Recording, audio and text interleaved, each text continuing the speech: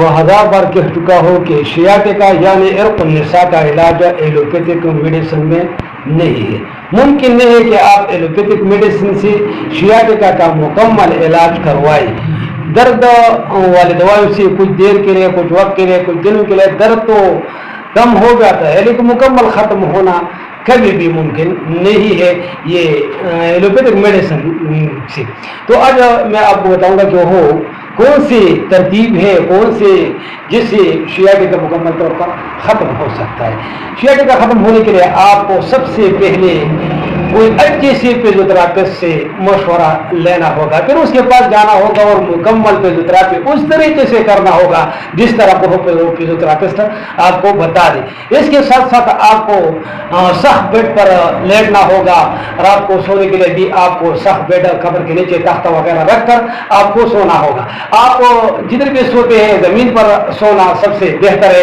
Double bed سونے کے لیے کبھی بھی استعمال نہیں کرنا ہے. اگر آپ ڈبل بیڈ سونے کے لیے استعمال کرتے ہیں تو اگر آپ 1000 بار دوائی بھی کھائیں، ایلوپیتھک کوئی بھی دوا لے لیں، کوئی فائدہ نہیں ہوتا ہے. اس لیے آپ کو سب سے پہلے سخت بیڈ یعنی سخت جگہ استعمال کرنا ہے سونے کے لیے یا لیٹنے کے لیے. اس کے ساتھ ساتھ آپ کو 4 ماہ مکمل بیڈ ریسٹ کرنا چاہیے. 4 ماہ آپ کو ہاتھ میں 1 کلو وزن بھی اٹھانا نہیں چاہیے. اس کے ساتھ ساتھ آپ کو کچھ ڈرائی فروٹ ایسے ہیں کہ اس کے استعمال سے آپ کی کمزوری ختم ہوتے ہیں اور شیاٹکا میں بہت زیادہ مفید اور آزمودہ ہے. اس میں سب سے پہلے نمبر پر آتا ہے پستہ، دوسرے نمبر پر آتا ہے بادام، تیسرے نمبر پر آتا ہے اخروٹ اور چوتھے نمبر پر آتا ہے کاجو.